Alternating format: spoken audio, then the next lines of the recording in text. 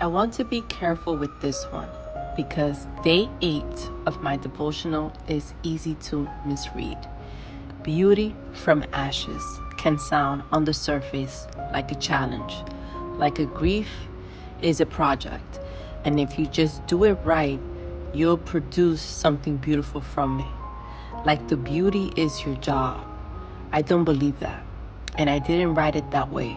So before I tell you what this day actually means, I want to tell you what it doesn't mean.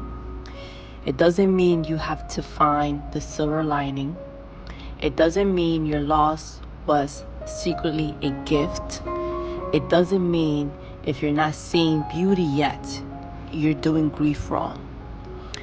Isaiah 61:3 says, God bestows a crown of beauty instead of ashes. Bestows, not helps you build, not waits for you to create. Bestows, the way you'd place a crown on someone who did nothing to earn it and everything to need it. I wrote this entry after a moment I didn't see coming. I wasn't looking for beauty that day. I was just getting through it, the way you do most days in grief. One foot in front of the other, no expectations of anything meaningful happening. And then something did. Small, almost nothing, if I'm honest about how it will sound out loud. But it undid me because it felt like God had reached into an ordinary moment and left something there just for me to find. That's the part I want you to hear. I didn't go looking for it. I wasn't trying to heal it. I wasn't trying to grow from my grief or turn my pain into a lesson.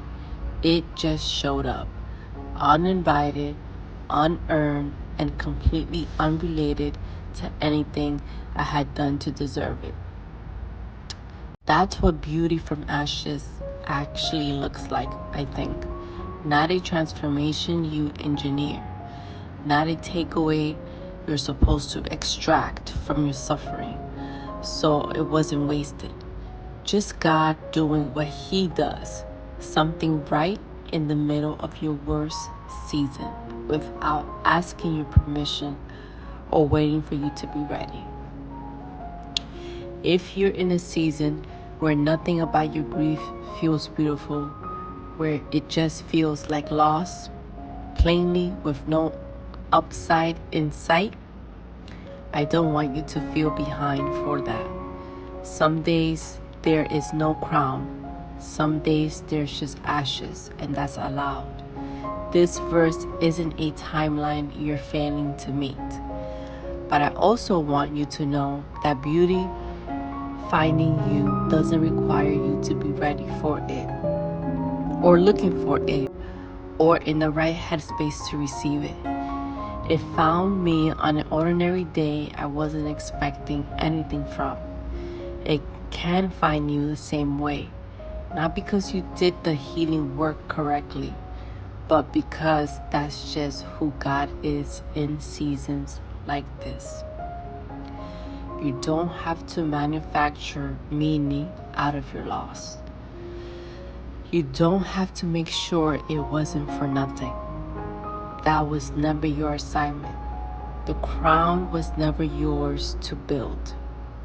It was always His to bestow. So if beauty hasn't found you yet, that's not a verdict on how you're grieving. And if it has, even in something small enough that you almost didn't notice, I hope you let yourself receive it without needing to explain or earn it. This is one of my 30 days in my devotional written from seasons just like this one. I'll leave a link below along with some free scripture cards if you need something small to hold on to today. Wherever you are with this, still in the ashes or catching a glimpse of something unexpected, you're not behind and you're not alone in it.